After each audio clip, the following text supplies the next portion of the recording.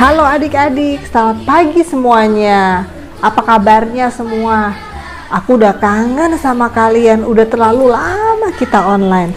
Tetapi kita harus tetap bersyukur bahwa kesempatan untuk belajar firman Tuhan tetap ada. Dalam keadaan seperti ini, kita harus tetap semangat, harus tetap mengandalkan Tuhan. Nah, kita sebelum memulai semua acara ini, kita mau berdoa dulu yuk. Kita lipat tangan kita mau sama-sama berdoa. Yuk. Bapa kami di surga, terima kasih Tuhan untuk pagi hari yang indah ini. Terima kasih untuk kesempatan yang Tuhan masih berikan kepada kami, sehingga kami boleh tetap belajar firman Tuhan. Persiapkanlah hati kami Tuhan, supaya kami boleh mendengarkan firman-Mu dengan baik. Dan berkatilah juga guru-guru sekolah minggu yang akan menyampaikan firman Tuhan. Biarlah firman Tuhan yang disampaikan ini boleh berasal daripada Allah, dan kami sebagai anak sekolah minggu boleh mengerti akan firman yang disampaikan. Berikan kami konsentrasi, perhatian penuh agar kami bisa mendengarkan dengan baik dan menyenangkan hati Tuhan. Terima kasih Tuhan, di dalam nama Tuhan Yesus kami mengucap syukur dan berdoa. Amin. Adik-adik, sebelum kita memulai firman Tuhan, yuk kita mau exercise dulu supaya iman kita, supaya semangat kita tetap menyala, tetap berkobar. Kita mau memuji Tuhan dulu. Yuk kita sama-sama bernyanyi buat Tuhan. Dia lahir untuk kami, Dia mati untuk kami, Dia bangkit bagi kami semua. Bernyanyilah.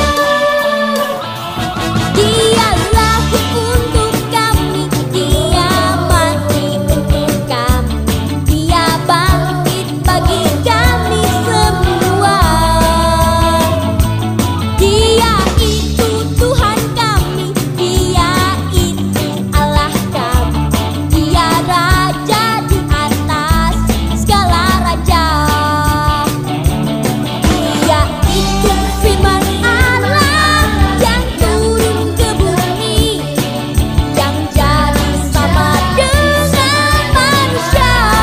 Oh, Dia Yesus sobat kami, Dia Yesus Tuhan kami, Sang Penebus Juru Selamat dunia.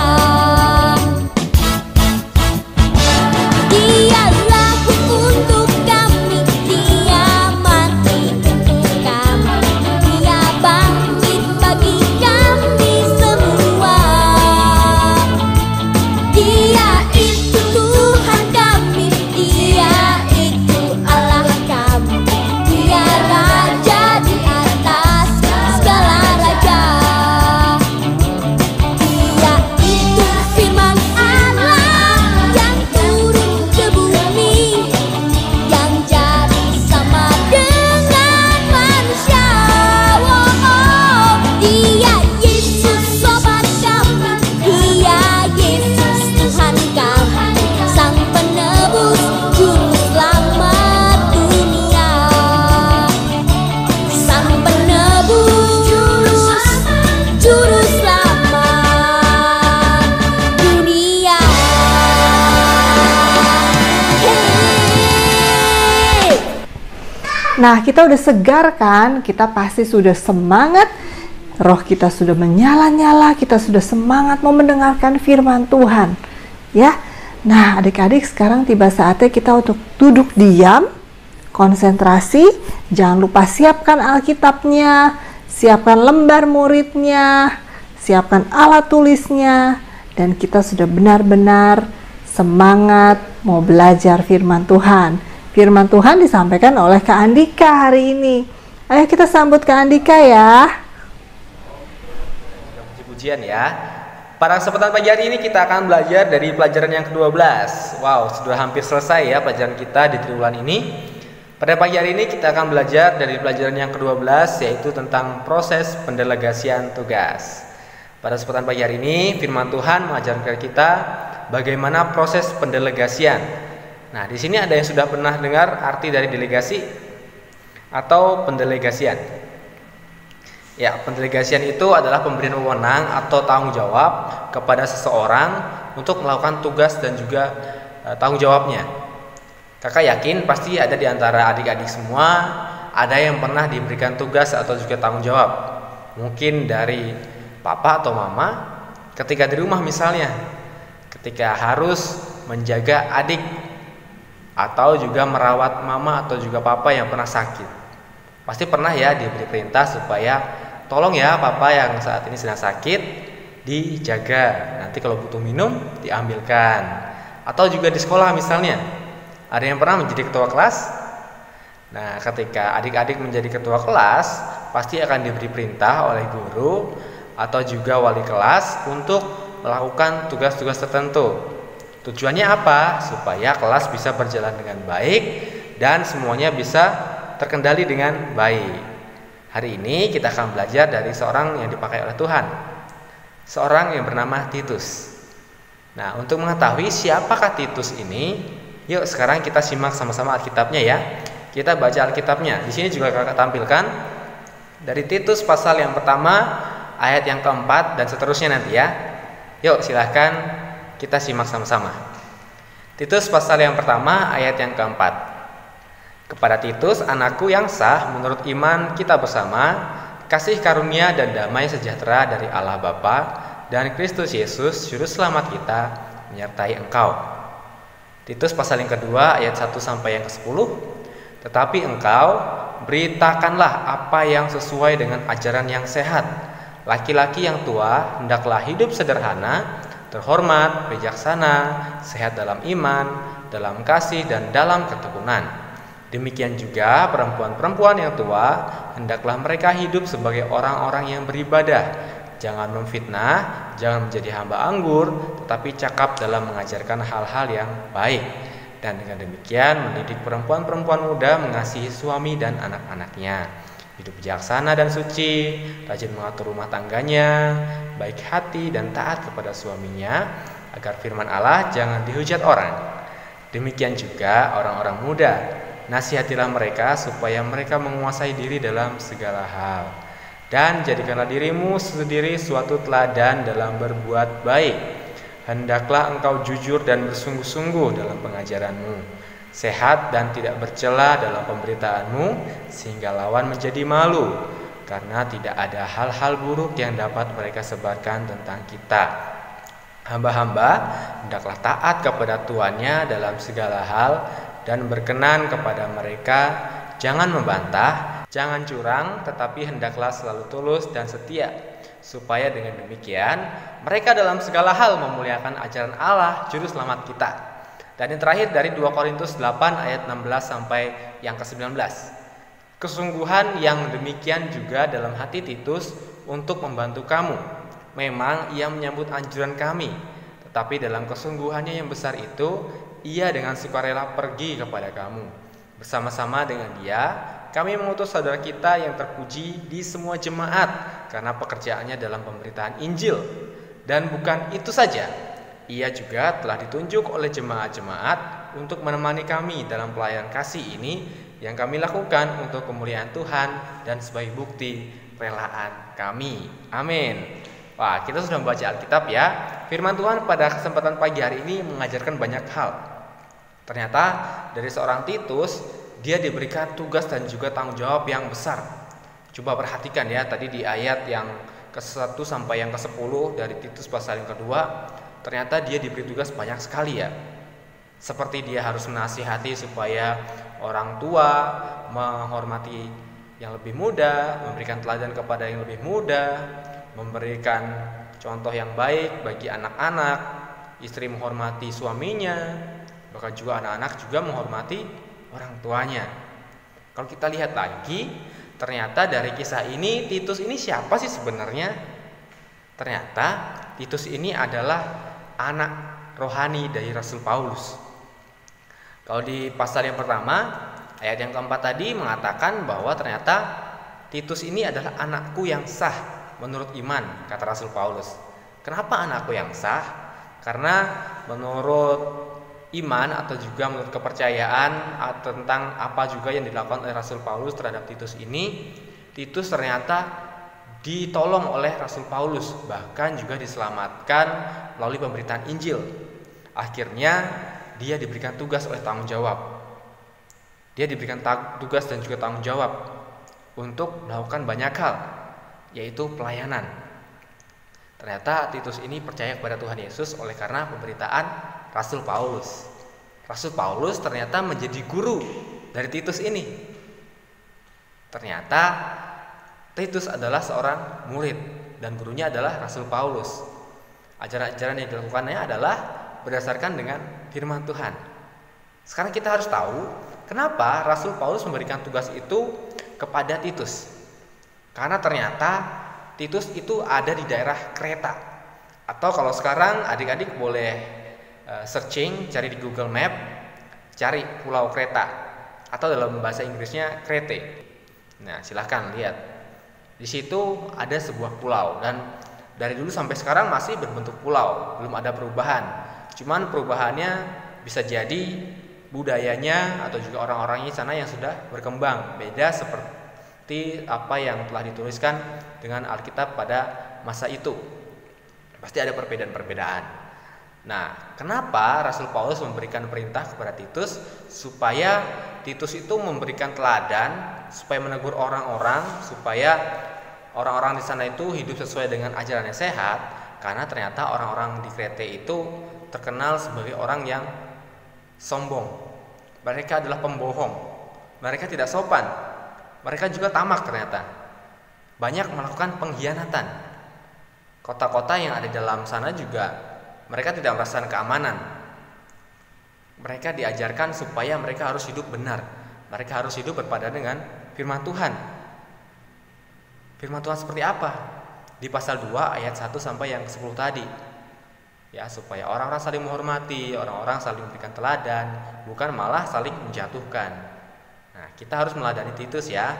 Titus yang mau memberikan teladan kepada orang lain. Ketika kita mengajarkan hal yang baik, kita harus terlebih dahulu memberikan teladan kepada orang-orang itu. Dan ketika kita melakukan teladan atau juga memberikan contoh yang baik kepada orang-orang, pasti ada tantangannya. Pasti tidak mudah ya. Yang pertama misalnya saja ketika kita harus memberikan teladan dalam berkata-kata. Pernahkah kita memperkatakan hal yang tidak benar? Pernahkah kita memperkatakan hal-hal yang tidak baik? Pernah keluar dari mulut kita?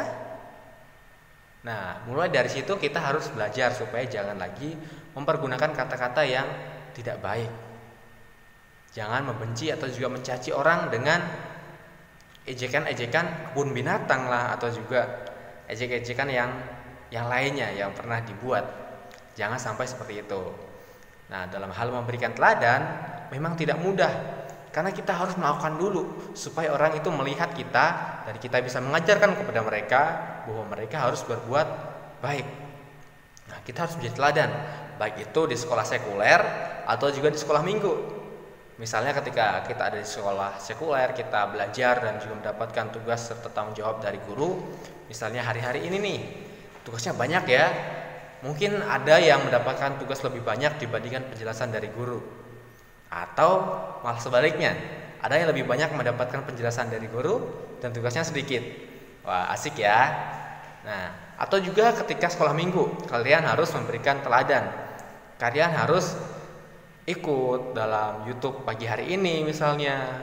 Kalian mengupload foto atau juga mengupload kebersamaan ketika belajar. Ketika kalian sedang duduk, kalian foto aktivitas ini dan bagikan ke teman. Apakah kalian sudah ikut sekolah minggu hari ini? Nah, misalnya seperti itu ya. Kita berikan contoh, berikan teladan kepada mereka. Jadi sama-sama. Kita sama seperti Titus tadi. Kita harus menjadi teladan. Dan yang lebih penting adalah kita harus mau untuk diberikan tugas serta tanggung jawab. Apakah kita sudah menjadi orang yang bertanggung jawab? Apakah kita sudah menjadi anak yang bertanggung jawab? Bisa diandalkan?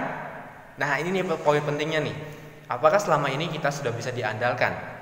Kalau kita lihat pribadi Titus tadi ya, dia adalah orang yang sangat diandalkan oleh Rasul Paulus.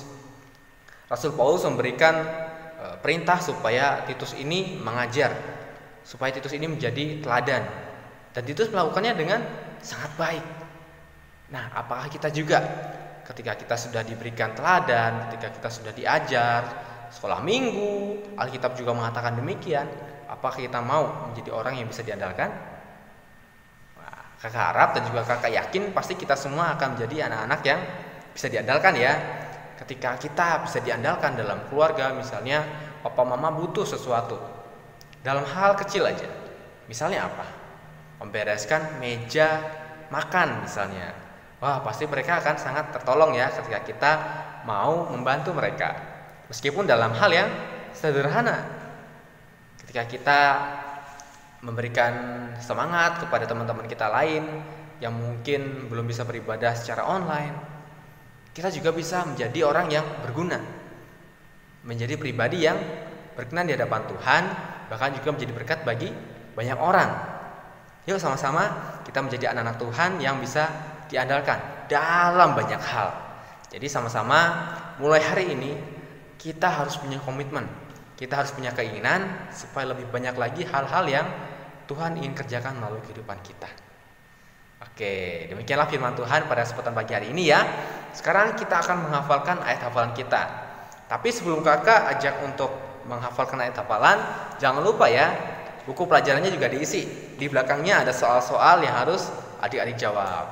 Boleh diisi ya, karena itu juga akan menambah wawasan kita, memberikan kita pengajaran bahwa firman Tuhan menegur kita dan juga mengajarkan kita banyak hal. Yuk, sekarang kita akan menghafalkan ayat hafalan kita pada pagi hari ini. Ayat hafalan kita pada pagi hari ini diambil dari 1 Petrus pasal yang pertama, ayat yang ke-16. 1 Petrus pasal 1 ayat yang ke-16.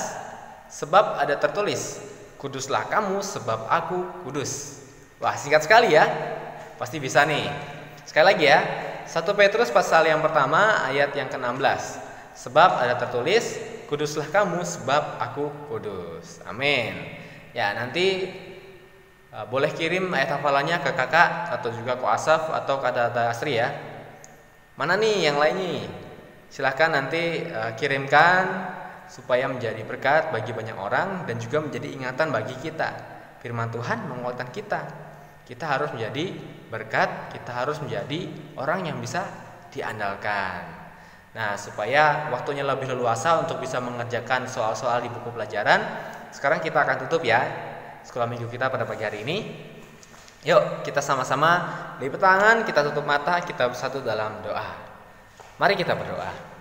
Tuhan Yesus, terima kasih untuk pagi hari ini. Kami sudah belajar firman Tuhan dari seorang yang Tuhan pakai luar biasa melalui anakmu Titus yang diberikan tugas dan juga tanggung jawab untuk mengajar orang-orang lain di kereta Tuhan. Biarlah kami juga bisa menjadi orang-orang yang bertanggung jawab, menjadi anak-anak Tuhan yang bisa diandalkan dalam banyak hal, menjadi berkat bagi papa mama, bagi teman-teman atau juga orang-orang yang ada di sekitar kami. Terima kasih Bapa, terima kasih Tuhan Yesus. Kami tutup sekolah minggu kami pada kesempatan pagi hari ini ke dalam tangan kuasa Tuhan. Hanya dalam nama Tuhan Yesus kami telah berdoa dan mengucap syukur. Haleluya, amin.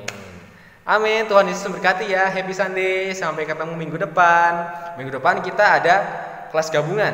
Jadi siap-siap ya. Persiapkan diri kalian baik-baik. Akan memuji nama Tuhan bersama-sama dan belajar firman Tuhan bersama-sama lagi. God bless you. Tuhan berkati. Hai adik-adik. Nah, minggu depan kita akan sekolah minggu gabungan. Nah, di sekolah minggu gabungan ini kita akan membuat prakarya. Nah, adik-adik boleh menyiapkan 1 botol plastik bekas, 4 tutup botol plastik, lem uhu, gunting, dan juga cutter. Nah, adik-adik juga boleh menyiapkan pernak-pernik, kertas warna-warni, origami, pokoknya sesuai dengan kreasi adik-adik. Nah, penasaran kan kita mau buat apa? Yuk ikut sekolah minggu depan di YouTube TLCC jam 11 dan akan melanjutkan dengan Zoom. Oke? Sampai ketemu minggu depan adik-adik. Dadah!